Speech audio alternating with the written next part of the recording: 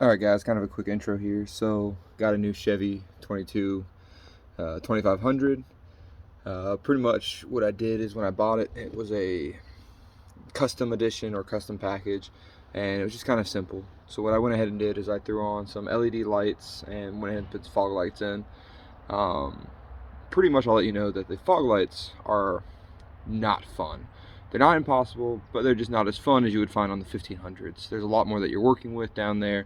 When you start looking at your tow hooks, the reinforcement of the bumper, the air intake system for the cab is down there. So there's a lot more in your way, what makes it a little bit more of a pain in the ass to go through. But I wanted to put this video out there since this is a relatively new truck. I've only seen one other video out there, and it's not bad, but there's just a few things that he skips over. I thought about this last minute, so I already have everything installed, but what I'll try and do is I'll try and get a small step-by-step of everything I did, just so you guys can see it as you guys want to go ahead and do some modifications to yours as well. So first things off, this is the box I got from Amazon. Pretty much says the 21 just because that the 21 model was probably the most recent one they did when they made this, but it works as well with the fog light system. And for 22 and the 2500s and the 3500s, it's all the same setup down there. All right, this is pretty much what they look like after it's all said and done. Not bad. Like I said, they go in pretty much the same way. So if you guys give me a second, I'll go ahead and show you guys what they look like turned on. All right, and there we go. You know, pretty simple. As you can see, I also upgraded the headlights on the thing as well. All I did was just simple bulbs. There's a nice package from Ala Lightings. That's a combo package. They say that the combo package will go over both your high beams and your low beams. However, I will let you guys know that on some of the Gen 4s, 2019s and ups, the problem you'll find is that your H11 connector, the one for your low beam, will sometimes be the same for your high beam. I bought the package, it went in really easy. However, when I went to go put the high beams in, I found out that the 9005 connector that they're saying is supposed to be for your high beams is not. My low beams and high beams show the same connector. So what I would recommend doing is go ahead and go into your vehicle, pop open the fender liners on both sides, pop out those connectors and just see what connectors you have before you go ahead and order the package. These are both on my left and right are 6500 lumens on both sides, so you're getting roughly about 13,000 lumens together, with the bottoms being about 55 to 6,000 lumens for each fog light. Yeah, so they're pretty bright, and they have made a world of a difference compared to the standard little yellow halogen bulbs. I'll let you guys know that on the high beams, they're just as bright. However, I've not installed them yet because, like I said, I got with the company, and they're actually sending me a high beam set for the truck, so that should be here in about next few days. All right, but I appreciate it. We're gonna move into the next step, and I'll show you how I did all this. All right, here I am back again. Pretty much had to get everything cleaned up and set up for you guys so you can see it. I'm gonna let you guys know now that if you don't have a like electric socket wrench, you know, one of those nice ones where you just hold the button and it will both seat and unseat the bolts for you, I highly recommend investing in one of those. I didn't have it, and a drill's impossible, especially with the 2500s. It's pretty much impossible to get in there with. It is difficult. I will say that I can only get 2 bolts out with it. So I had to pretty much move down to a small little wrench, a small little socket wrench, and then a relatively beefier socket wrench just to help me out there. I'm gonna let you guys know now that to make this easier for you so you're not guessing around. All right, the bolts you're gonna need, all right, if you can see it there, you're gonna need your 10 millimeter, and you're gonna need a 7 millimeter. Oh, see if it's C7. All right, the 10 is oh, sorry, not the 10. The other one you're gonna need is your 13. All right, the 13 is gonna go for these bad boys here. All right, and these ones hold on essentially a little crossbar, and that, or sorry, not the 13, my bad, I repeat, the 15.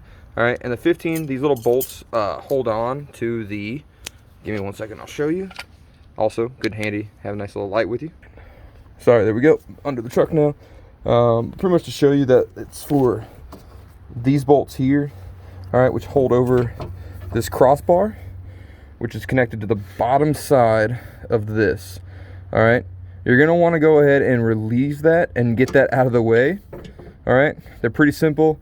Don't be messing around too much, because as you can see, there's a nut there on both sides, but they're pretty well greased in place, so they're not going to move around on you. And when you go to reseat the bolt, it won't move, so you can pretty much easy. But you can slide your hand up here if you need to hold those down. I hadn't had a need to yet, but they worked out great, right?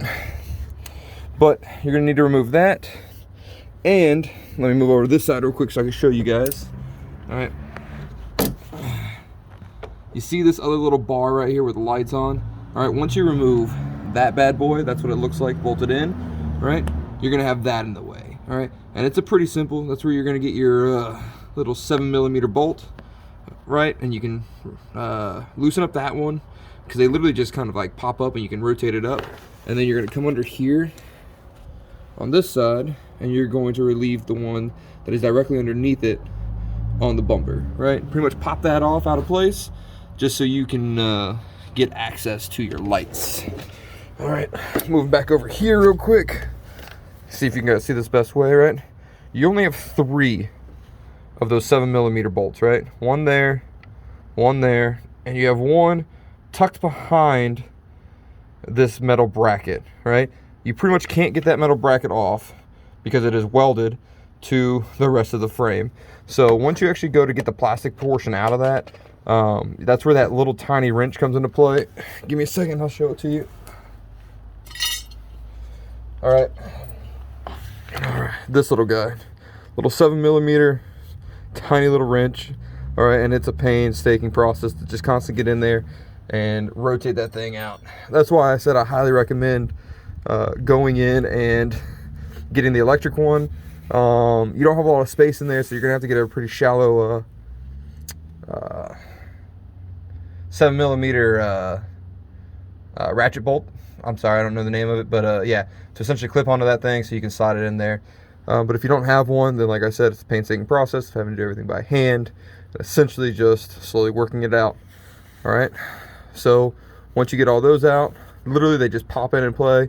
You'll have to finesse it a little bit with the new fog light housing, just because there isn't a lot of space in there, so it doesn't slide in easily.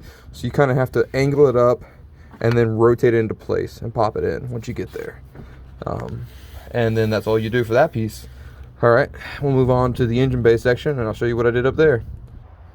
All right, here we go, we're back again, pretty much in the engine bay. As you can see, I'm 6'2", and this engine bay sits pretty high, right? So you have to definitely get a ladder or some sort of stool, whatever, if you're gonna be getting up here working on this thing. It's pretty self-explanatory. Give me one second. I didn't think about doing this video until after, so everything's already been installed, but I'll let you guys see one thing real quick, so give me a second. All right, I'm back. So the thing comes with some pretty good instructions for the wiring harness. I will tell you this, that Gen 5 DIY makes a wiring harness that allows you to plug and play directly into your already existing housing unit, so that when you turn on the lights for your regular driving lights, they'll automatically stay on. One of them they also make will allow you to have all your lights on, because what I've noticed so far is that if I have my low beams on and my high beams on, they're both on simultaneously. So if you install the fog light housing as well, this one wiring harness, which I believe is either 20505 or 205500, they explain it to you. It's pretty much, it's the wiring harness designed without already functioning fog lamps. Like if you don't have a system set up in yours at all and you're putting a new one, it's like the first thing on the link, they'll take you to it. I didn't order it. I actually discovered that in my research, and I'm actually going to be probably ordering that here in the next few weeks. I'm going to run this out, see how it plays, but it will help bypass a lot of the wiring and the moving of the actual toggle switch that comes with this system into your cab. But like I said, we'll switch this over, we'll let you see the instructions it comes with. It's pretty simple instructions, literally only 4 steps, but they make it super easy, and it's not a bad thing to do. So here we go. All right, and those are the instructions. Like I said, they tell you to install the lights first. All right, then they essentially tell you to connect the cables to the batteries, which I'll show you here in a second how I did that. And then you essentially connect the white wiring to the AC location in the event that you want to have these come with DRLs, right? The problem is that this is where my battery box is, all right? That is where my fuse box is, and they give us a connector. However, I didn't really care so much for this to have the DRLs on them because my light doesn't automatically come with them. And so I just didn't install those. I might do that in the future, and if I do, I'll do another video, but not a huge. All right, so we're just gonna lock this down there out of place, all right? And we're gonna show you that when you come down here into the battery box, all right, there's just these two little clips, right? And all you do is you just kind of pop those off, move that to the side, right? And if you see here, all right, I still got to mount this little system here, but this is a little relay fuse system that they have set up for the wiring harness that comes with the fog lamps, right? I'm pretty much just going to take some sticky tape or maybe just a small shallow bolt, and I'm just going to bolt it right here to this frame bar. There's nothing connecting to it. It's not a structural piece, so I drill into it. It's not going to be that big of a deal, nor will it avoid any warranties. All right. Once you get that, it comes with a red and black wire, pretty self-explanatory. You just connect the red to the red, and you connect to the black to the black. All right, I removed the security bar for the battery just a little bit, just so I could pretty much slide that up and under, because I'd already connected it like a retard, and I did not think about doing that. So I just kind of undid that, slide it under. All right, next section there, and have to adjust this a little bit. All right, not a huge deal, but this is the wire for the switch, all right? And the switch runs into the cabin. That's why I say if you're gonna order this package, go ahead and spend the extra, as much as I hate to say it, 150 bucks, I think, for that connection harness, all right? And just go ahead and wire this up so you can negate this, because this was a real big pain, right? But all I did is I'm essentially just sitting there taking this, all right? I'm gonna disconnect all of these, all right, and clean this up, and I'm gonna tuck this up underneath all of these wires so it's not just hanging there, all right? Gives me a little bit more slack to play with. But I sat there and I ran it through here around the battery box, right?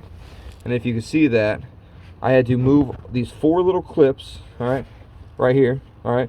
This is essentially where all the rest of your wiring housing is going into the cab. And I pulled out all 4 of those, or I just pushed in those little clips, popped out the inside, all right? And I fed the wire through there. All right, when you go to do that, oh, show that off real quick. Simple little, $8 little modification to the truck. I liked it. I made a nice little custom to it. All right, but that wire, turn on this light real quick so you guys can see. All right, as you can see, it's literally just coming through that system there. All right, and here it does, keeps continue. All right, I just kept tucking it back up and under here. All right, ran it right behind this little plastic paneling there. Ran it under the paneling, had to move the carpet liners out a little bit, kept moving the panel lining. All right, it goes all the way up there, and as you can see, boom, there it is, right there next to the driver's side. Like I said, if you get the other wiring harness, this will negate having this little piece there. Not a big deal. I'm thinking of some ideas of changing out to some actual upfitter switches here, maybe wiring it into that. But I'm gonna play around with this, see how I like it, see if it's gonna be that much of a pain in the ass. All right, so that's pretty much what I've done start to finish. As I can see, when you see it, everything's off right now. All right, even if I turn on the battery, which is nice about these is they don't actually turn on automatically. So as you can see, all right, we'll go in here. All right.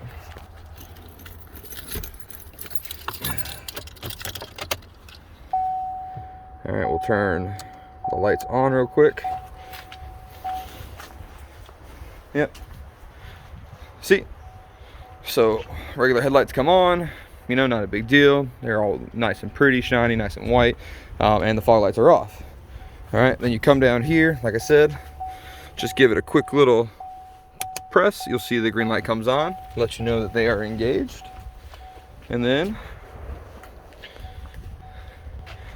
as you can see, all right, nice and shiny, nice and new. All right, I'll even try and get a video of tonight so I can show you how bright they are compared to what you guys are dealing with. I definitely highly recommend, right? Even if you don't want to do the fog lights, just upgrading those made 100% difference in the driving ability, right?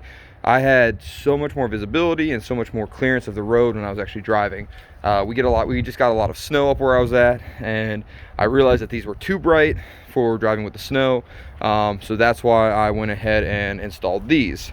I didn't install them before the trip, shame on me, but you know, I've installed them now. So as we start getting more snow, hopefully that stuff will make it a little bit easier. All right, I appreciate y'all's time, and I'll probably be making more videos in the future. All right, see you guys later.